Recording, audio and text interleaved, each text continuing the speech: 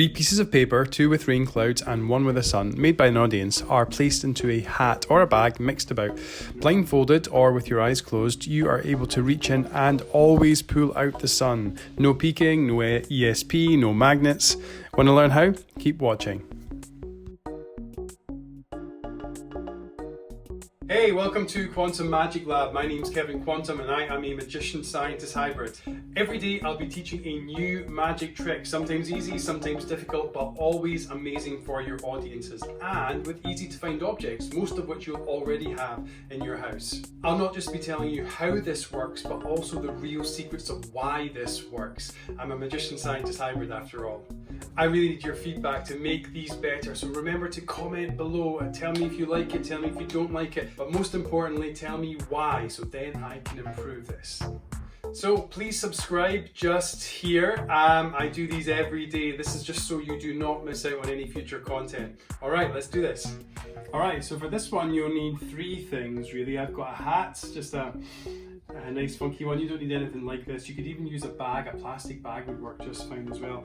You need a piece of card, or card's probably best for this. I've just cut this off the back of a cornflakes box, and you'll also need a pen. I've got a Sharpie here, but any pen will do.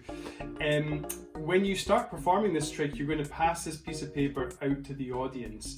Now you can ask them to rip it into thirds. That's just what we're going to do here. So we're going to take the piece of paper, I'm going to fold it just 3 times just to give me some rough markers, and then I am going to roughly tear down the sides of the paper just like so. So we have now 1, 2, 3 pieces of paper, and the tear is part of the secret. And then once you've done that, you're going to get the audience members to sign or not sign, but also write a character on these pieces of paper. So on one of them there's going to be a rain cloud. I'm not very good at drawing, so let's just, oh gosh, that's the most terrible rain cloud ever.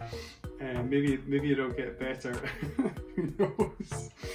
One thing I'm really bad at, I usually outsource a lot of my crafts to, or when I'm building magic props, outsource them to other builders, people that know what they're doing, often that work in the theatre profession, because they are really good at this, whereas I'm more good at sleight of hand and presentations. And finally, a sun as well. This is definitely a sun. It might not look like one, but I've tried to make them so they're kind of like the ones you'd find when you're watching the weather report on television, something really simple like that. So there we have it, our 3 different images. There we go. So your audience members can draw them, or you can have them ready. And the presentation can go along the lines of basically whenever you're outside just now, especially, you really don't want the rainy days, you want a sunny day, and magicians are really good at finding sunny days. So when these then go into the hat, just like so, they get all the way pushed in. Then they get mixed around, there's no funny things in the hat, and then all you do is you reach into the hat and you pull out, let's see, the sunny day, just like that. And I wasn't looking at it, I promise, that is a sunny day. Excellent work. You can do this over and over again. That's the performance, that's how I'd recommend you do it. It is one you can repeat, I think, a few times if you want to an audience. I don't think you should do maybe more than 3 or 4 times, but you can do it a few times and have fun. You know, when you're doing that, dipping into the hat, it's a mind reading trick, so you can really eke this out and just see you're feeling the sunny one sometimes feels a bit hotter than the other ones. So you're feeling all the cards and looking for something that feels like heat. You're actually not doing that.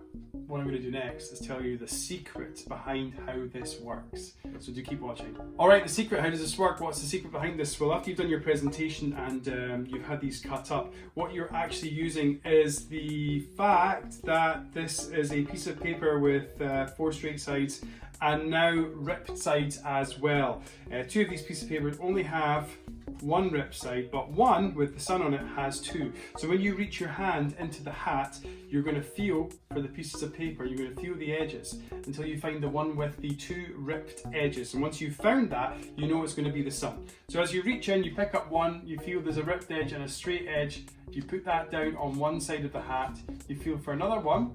If it's still got a straight edge on it, you place that down as well. The last one you pick up, you feel one rough edge, you spin it round, you feel the second rough edge, you know that's going to be the sun, and you hold it out and you bring it out like that. That's the secret. You just look for the rough edges with your finger and you feel for it. The way I do it is hold it in my hand, I feel for it if I can. There's always going to be at least one rough edge, so I feel for that rough edge, and then I spin it round, and then 180 degrees, and then I try and see if there's another rough edge on the other side.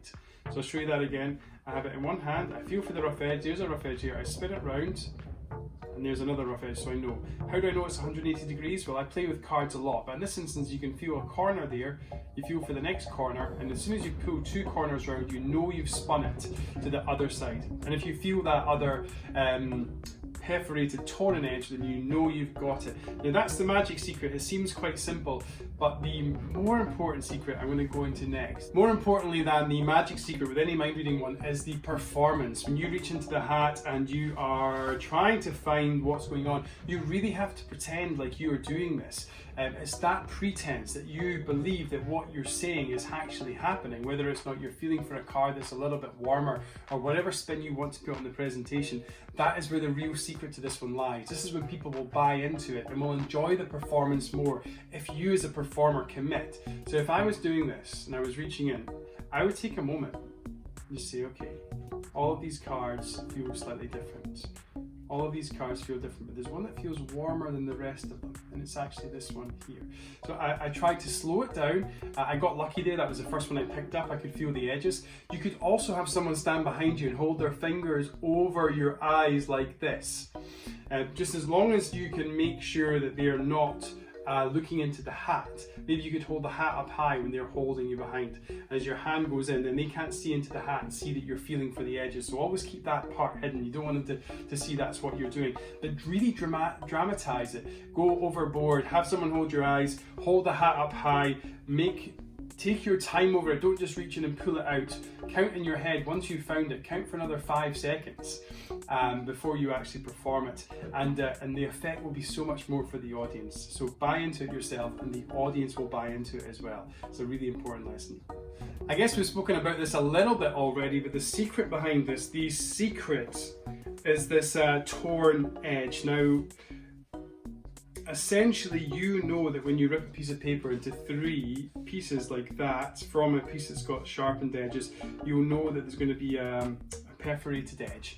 And that, as we've already discussed, is the secret to this. Now, someone has obviously noticed this. They've seen something interesting that's happened. When a piece of paper is ripped, there is one piece of paper that has a different property to it. And this is a creative process that magicians always take on.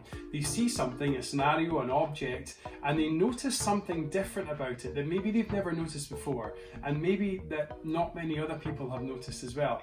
And they take that one thing and then they think, how can I turn this into a magic trick? How can I take this one unique aspect of an object and turn it into a magic trick? And that's what someone's done here.